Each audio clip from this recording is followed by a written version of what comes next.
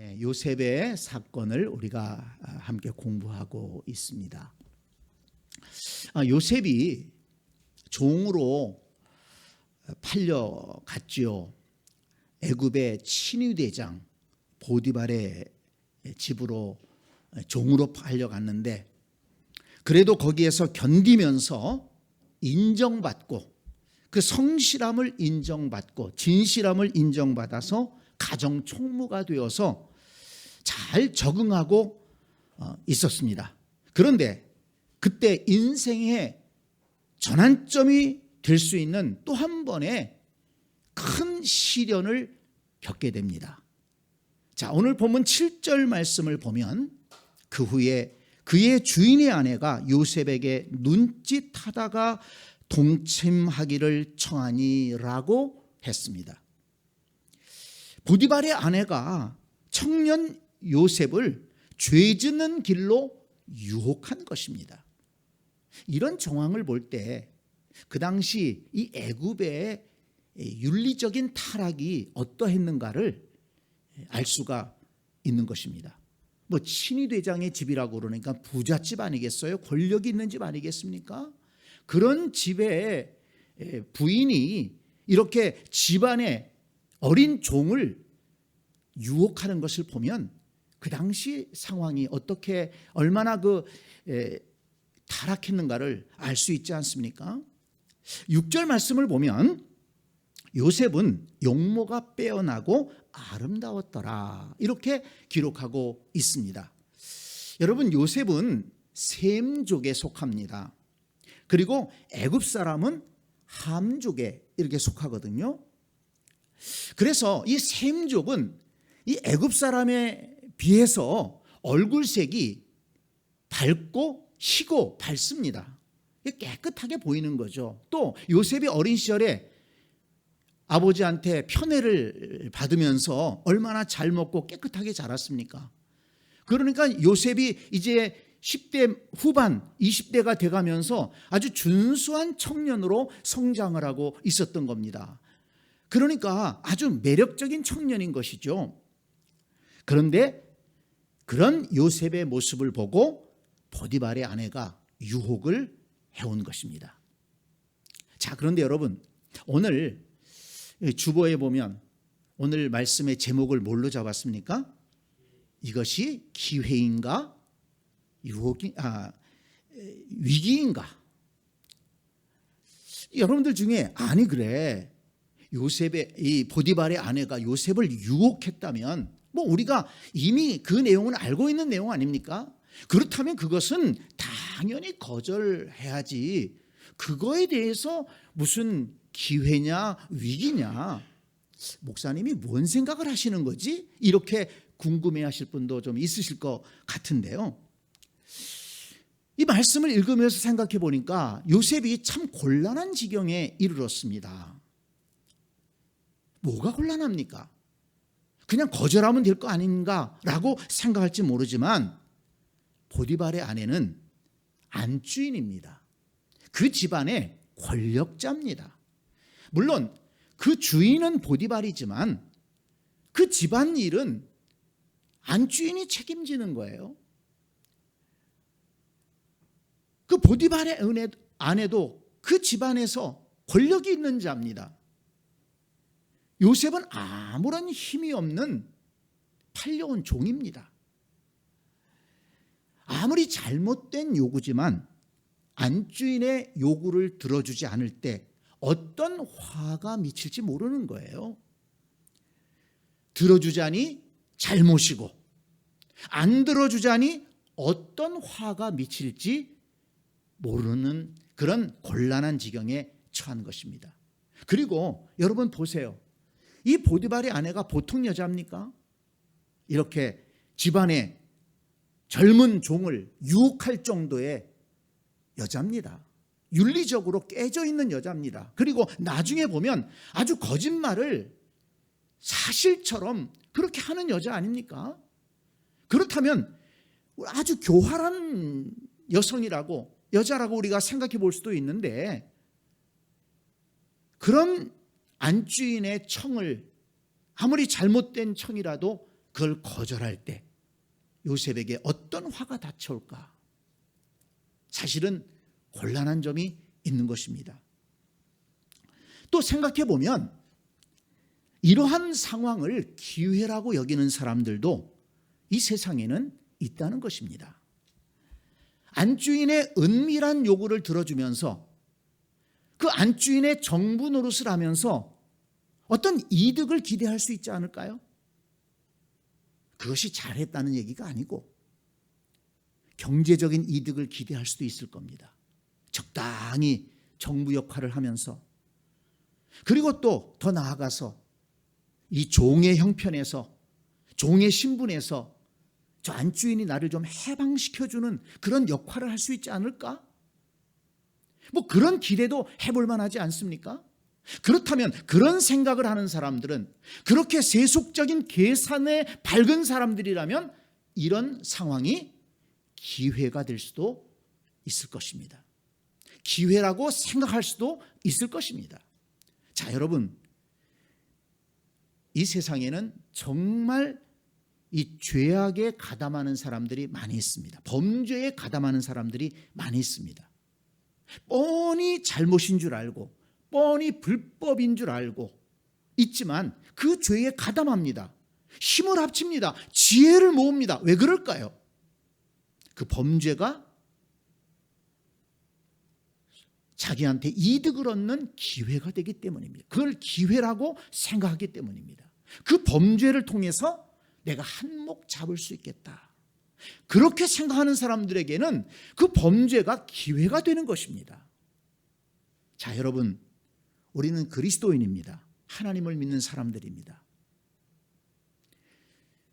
이 상황이, 지금 보디발의 아내가 종인 요셉을 유혹하는 이 상황이 우리에게는 당연히 거절해야 될 상황이고, 그렇지만 정말 당연히 이런 상황이 올 때 거절하고 당연히 이런 상황을 이겨낼 수 있을까요? 우리가 이 세상을 살아가면서 요셉이 겪은 유혹은 아닐지라도 우리에게 다가오는 많은 유혹들이 있는데, 그때 우리는 그것을 혹시라도 위기라고 생각하고 이겨낼 것인가, 아니면 그것을 기회라고 생각하고 그것을 붙잡을 것인가? 여러분, 우리도 우리 자신을 돌아봐야 되고, 우리의 마음 상태, 우리의 영적인 상태, 또 우리의 이 사고방식, 내가 어떤 생각을 하며 살아가고 있는가를 점검해 볼 필요가 있는 것입니다. 이렇게 집안의 어린 종을 유혹할 수 있는 그런 정도의 인격이라면 자기의 요구를 들어주지 않을 때 그 안주인이 어떤 보복을 가할지 모르는 것입니다. 사실 나중에 보게 되면 이 안주인 보디발의 아내는 요셉을 모함해서, 파렴치한으로 모함해서 사지로 몰아넣게 되는 것을 볼 수가 있습니다. 그러나 요셉은 이런 상황을 기회로 보지 않고 위기로 보고 단호하게 거절했습니다. 우리가 아는 사실이죠. 그런데 여러분 한번 보세요. 자, 8절. 요셉이 거절하며 그랬습니다. 자, 거기 거절이라는 단어에 동그라미를 치기 바랍니다. 이런 유혹의 상황이 왔을 때 거절해야 된다는 것입니다. 10절 말씀을 보면 여인이 날마다 요셉에게 청하였으나 요셉이 듣지 아니하여 그랬습니다. 거기 듣지 아니했다, 거기에 밑줄을 쳐놓으시기 바랍니다. 이런 잘못된 유혹이 올 때 듣지 말아야 된다는 것입니다. 거절해야 되고, 지속적으로 그런 유혹이 올 때 그걸 듣지 않아야 되는 겁니다. 혹해가지고 혹시 뭐가 좋은 게 있을까? 좀 한번 들어볼까? 듣다가 넘어가는 것이거든요. 그리고 또 함께 있지도 아니하니라. 그 자리를 피했다는 것입니다. 그 집안에서 일을 해야 되기 때문에 어쩔 수 없지만, 어쩔 수 없이 그 집안에 있지만, 그러나 함께 있지 아니했다. 요셉이 그 자리를 피했다는 것을 볼 수가 있습니다. 그런데 12절을 보면 그 보디발의 아내가 집안에 아무도 없을 때 이번에는 요셉의 옷자락을 잡고 끌어당기는 겁니다. 그러자 요셉은 옷을 벗어 던지고 도망갔다고 그랬어요.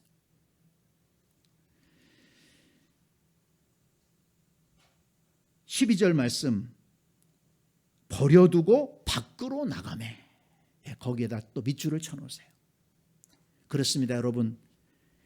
이 세상을 살아가다가 정말 이런 유혹이, 세속적인 유혹이, 죄악의 유혹이 내게 다가올 때 우리는 그것을 거절해야 되고, 그리고 그러한 말을 듣지 말아야 되고, 그리고 함께 있지도 말아야 되고, 또 그런 유혹들이 달려들 때는 도망쳐야 된다는 겁니다. 나는 괜찮아, 이길 수 있어, 이겨내 볼 거야, 내가 만나 볼 거야. 여러분, 그런 생각하면 안 된다는 것입니다. 보세요, 죄악이 얼마나, 죄의 유혹이 얼마나 끈질깁니까? 여기서 보세요, 눈짓하며 그랬죠? 7절에 보면 눈짓하다가, 죄가 우리를 눈짓합니다. 죄가 우리를 향해서 눈짓합니다. 그리고 자꾸 요구합니다. 한번 해봐. 너한테 좋은 일 있을지 몰라. 그런데 사람들의 마음은요, 거기에 끌린다는 것입니다. 그 눈짓에 끌린다는 거예요.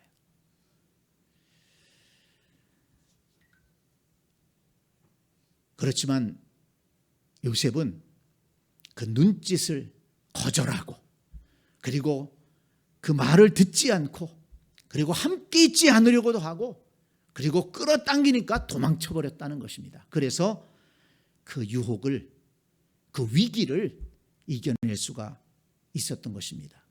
그러니까 요셉의 마음속에는 그 상황이 정말 조금도, 사실 어떤 면에서 보면 유혹이 되질 않은 거예요. 조금도 마음을 두지 않았다는 것입니다. 요셉의 중심이 그만큼 올바랐다는 것을 우리가 알 수가 있는데요. 그렇지만 그러한 결정으로 인해서 요셉이 또다시 어려움을 겪게 됩니다. 그 보디발의 아내가 어떻게 합니까? 사람들을 향해서 크게 소리를 지릅니다. 저 히브리 종이 나를 겁탈하려고 돌아왔다가 내가 소리를 치니까 도망갔다. 그리고 여기 옷을 벗어놓고 도망갔다. 여기 증거가 있다.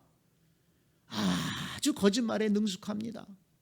그리고 남편이 돌아오니까 그대로 거짓말을 치는 거예요. 파렴치 안으로 그렇게 몰아서 사지로 몰아넣습니다. 여러분 보세요. 그 상황이 요셉에게는 얼마나 두려운 상황인지 모릅니다.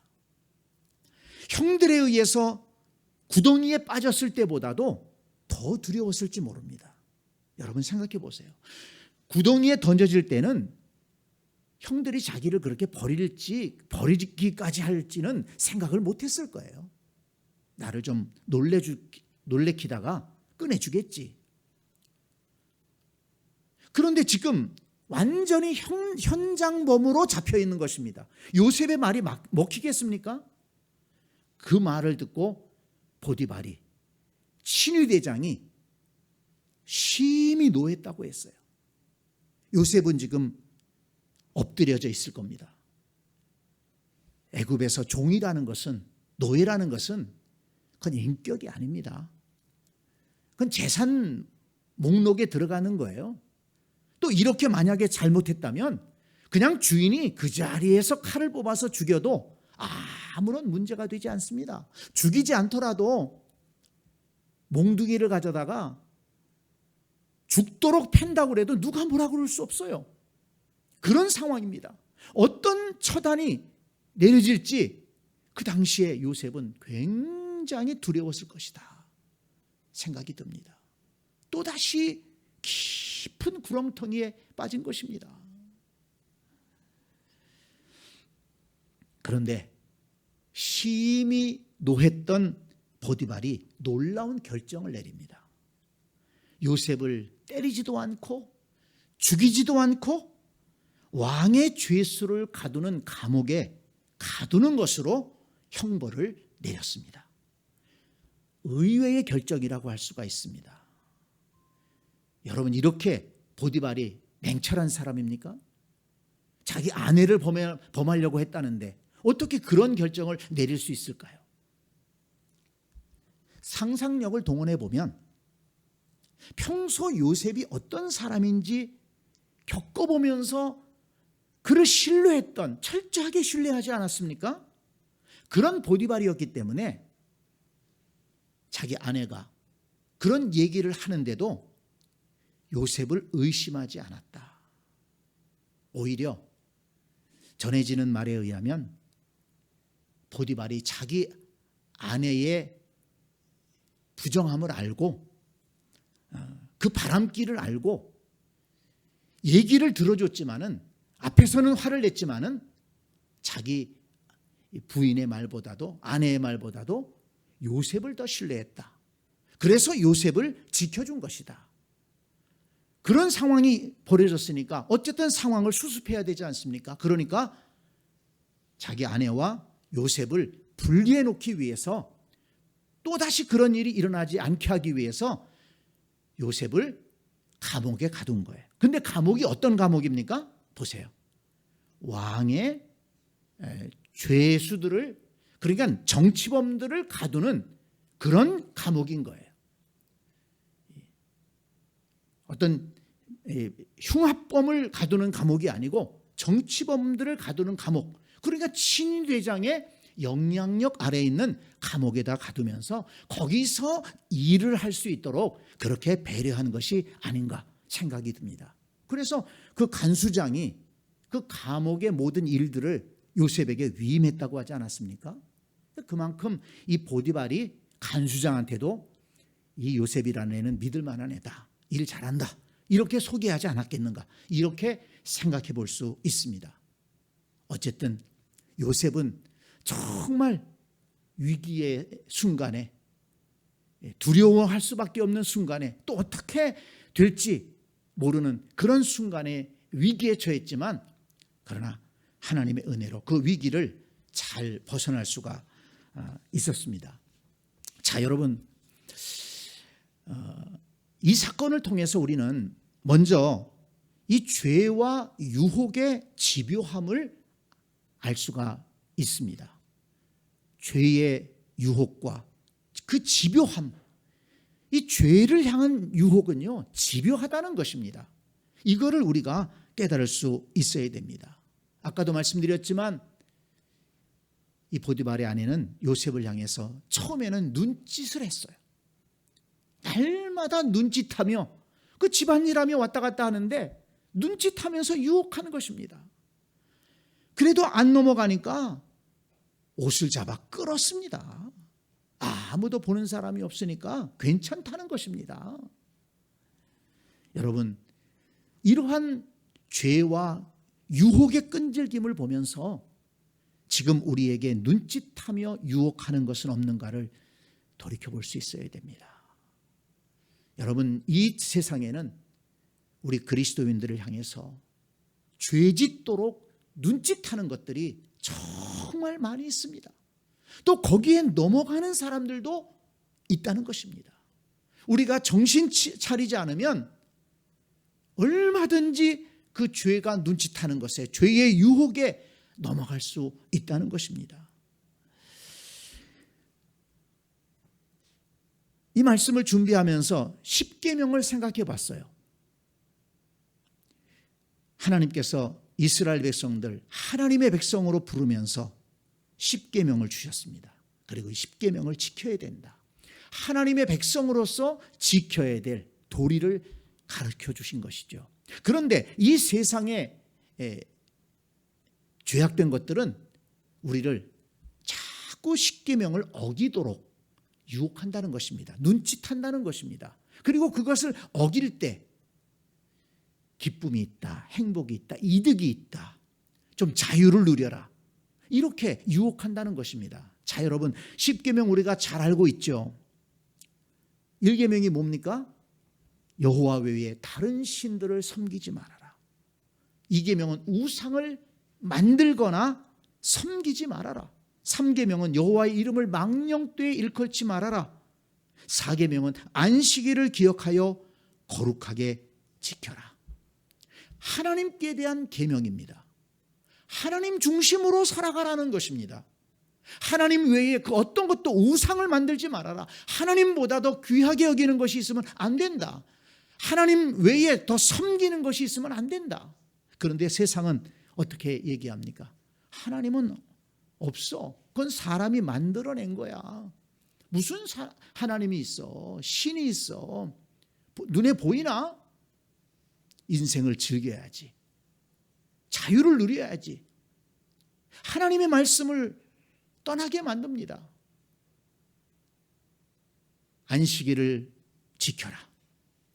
하나님 앞에 모여 예배하는 날, 하나님의 백성들이 모여서 예배하고 교제하고 기뻐하는 날, 거기 그런 거에 얽매이지 마.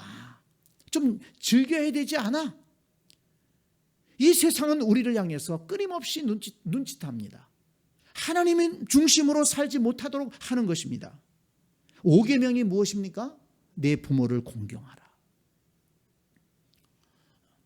6계명이 뭡니까? 살인하지 말라. 이 시대에 얼마나 끔찍한 살인들이 많이 일어나고 있습니까? 7계명이 뭡니까? 간음하지 말라. 더 말할 나위가 없죠. 이 간음에 대한 유혹은 이 사회에 가득 차 있다고 볼 수 있습니다. 8번째는 도둑질하지 말라. 불법을 저질러서라도 한몫을 챙기려고 하는 사람들이 얼마나 많은지 모릅니다. 이웃에 대하여 거짓 증거하지 마라. 이웃을 비방하고 거짓말로 모함하고 이런 일들이 많이 일어나지 않습니까? 10번째 계명은 내 이웃의 집을 탐내지 말아라. 이 10계명의 말씀을 가만히 생각해 보면 정말 우리가 하나님 중심으로, 그리고 가정 중심으로, 그리고 서로를 사랑하며 복되게 살아갈 수 있는 길을 하나님께서 가르쳐 주신 것입니다. 그런데 이것이 올무라고 생각하게 하고 그 10계명을 따라서 살아가면 굉장히 인생이 재미없는 것처럼 사람들로 하여금 착각하도록 만들어서 자꾸 이 10계명을 어기도록 만드는 거예요. 하나님을 떠나도록 만들고, 말씀을 어기도록 만들고, 가정을 버리도록 만들고, 이런 일들이 세상에 많이 있다는 것입니다. 뿐만 아니라 죄를 짓는 것뿐만 아니라 최선의 삶을 살지 못하도록 방해하는 그런 것들이 정말 많이 있습니다. 헛된 것에 우리의 마음을 빼앗기고 돈을 쓰고 힘을 쓰게 만드는 그런 일들이 너무 많은 거예요. 분명히 그것을 죄라고는 말할 수 없는데 우리의 에너지를 빼앗아가는 것입니다. 마음을 빼앗아가는 거예요. 요즘에 스마트폰에 중독되다시피 한 분들이 많이 있잖아요. 성경 읽을 시간은 없어도 스마트폰 볼 시간은 있어요. 유튜브 볼 시간은 있어요. 그렇다면 여러분, 그거 잘못된 거 아닙니까?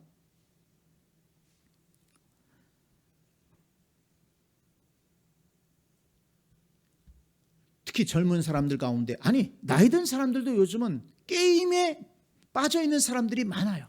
그래서 컴퓨터 켜놓고 시간만 되면 거기서 뭐 게임하고 그거 또 올라가는 것을 좋아하고 그러면서 시간을 빼앗기는 것입니다. 기도할 시간 없어도, 성경을 볼 시간 없어도, 가족들과 함께 시간 보낼 그런 시간 없어도 게임할 시간은 있어요. 거기에 돈을 들이고, 또 요즘에 여행들을 많이 갑니다마는 여행 잘못된 것 아닙니다. 여행 가야죠. 여행 가서 마음도 쉴 수가 있고 몸도 쉴 수가 있고 하나님이 만드신 자연들을 보면서 즐거워하는 것 잘못 아닙니다. 그런데 지나친 사람들도 많이 있더라고요. 여행, 그냥 시간만 되면, 돈만 되면 여행 가서 사진 찍어서 블로그에 올리고 어디 올리고, 이런 것이 하나의 삶의 중심이 돼가는 그런 사람들도 많이 있어요. 여러분, 정말 우리의 삶 속에서 최선의 삶을 살지 못하게 하는 이런 것들이 있다면, 그런 것들이 우리에게 눈짓하면서 우리를 유혹한다면, 우리는 그것을 거절할 수 있어야 되고 절제할 수 있어야 되고 우리 중심을 지켜갈 수가 있어야 된다는 것입니다. 하나님 중심으로 살지 못하게 하는, 그리고 가정 중심으로 살지 못하게 하는, 그리고 하나님 앞에서 자신을 지키지 못하도록 만드는 이런 것들이 있다면 우리는 그것들을 거절하고 또 절제할 수 있는 그런 우리의 믿음의 힘을 길러야 될 줄로 믿습니다.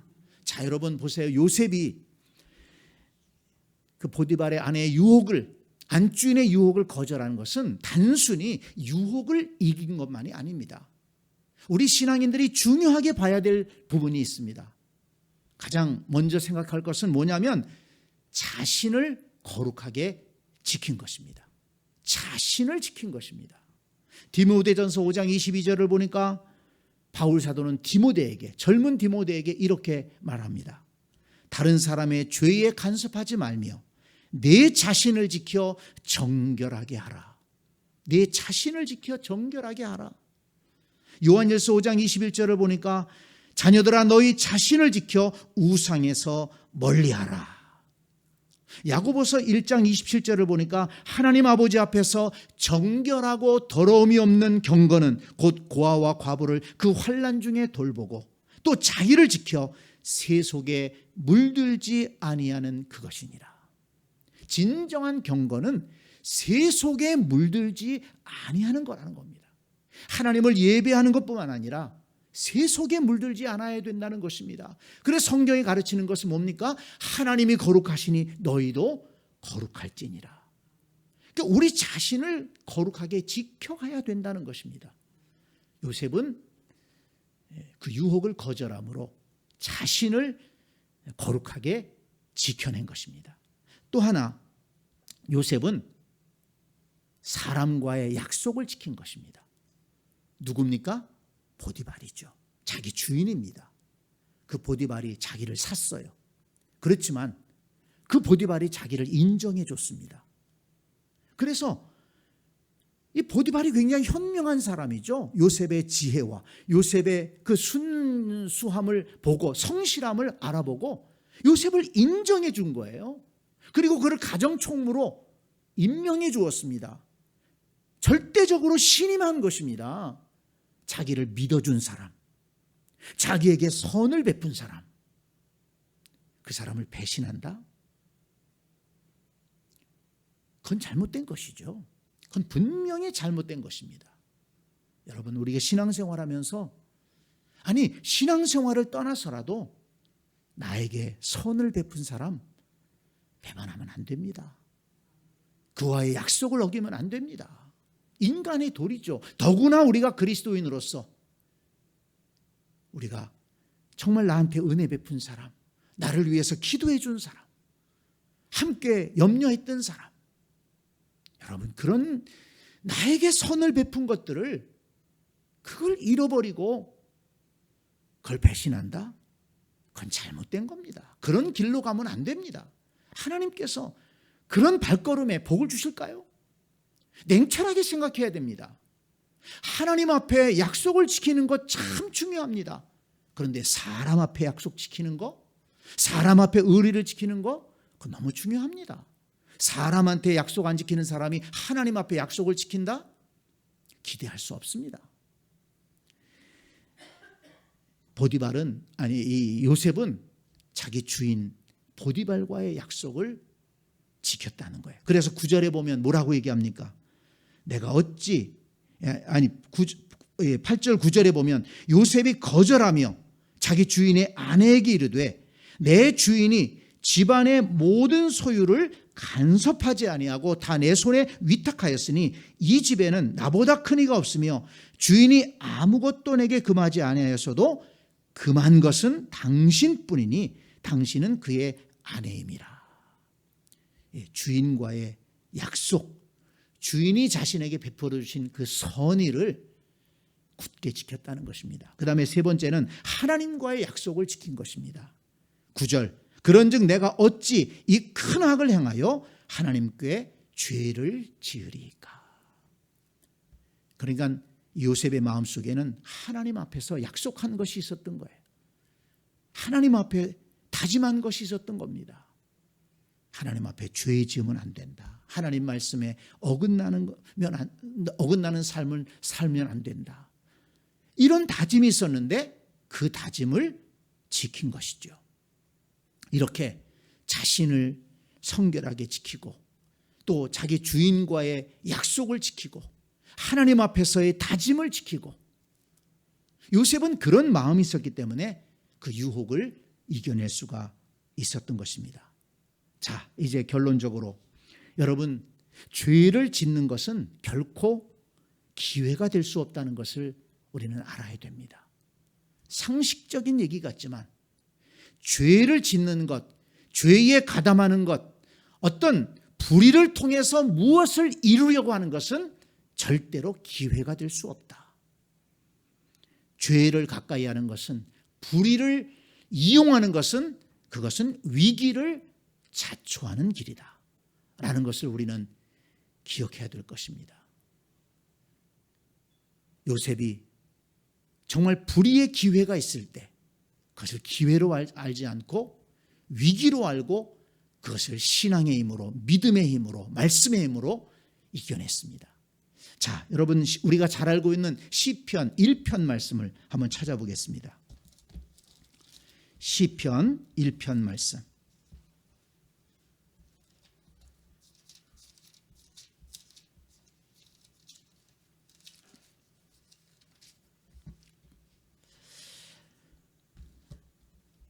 이 시편 1편 말씀은 시편 전체의 주제라고도 할 수가 있고 또 성경 말씀 전체의 주제라고도 할 수 있습니다.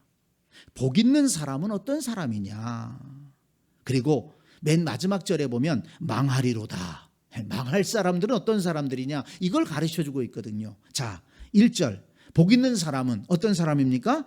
악인들의 꾀를 따르지 아니하며 죄인들의 길에 서지 아니하며 오만한 자들의 자리에 앉지 아니하고. 악인들의 꾀, 그걸 따르지 않는 거예요. 죄인들의 길에 서지 않습니다. 함께 가질 않아요. 오만한 자들의 자리에 앉지 않습니다. 여러분, 우리가 살아가면서 악인들의 꾀, 그 눈짓에 반응하면 안 됩니다. 죄인들이 함께 가자고 할 때 그 말 들으면 안 됩니다. 그 오만한 자들이, 죄인들이 함께 어떤 일을 도모하자라고 할 때 거기에 동참하면 안 된다는 것입니다. 복 있는 사람은 어떤 사람입니까? 오직 여호와의 율법을 즐거워하여 그의 율법을 주야로 묵상하는 자로다.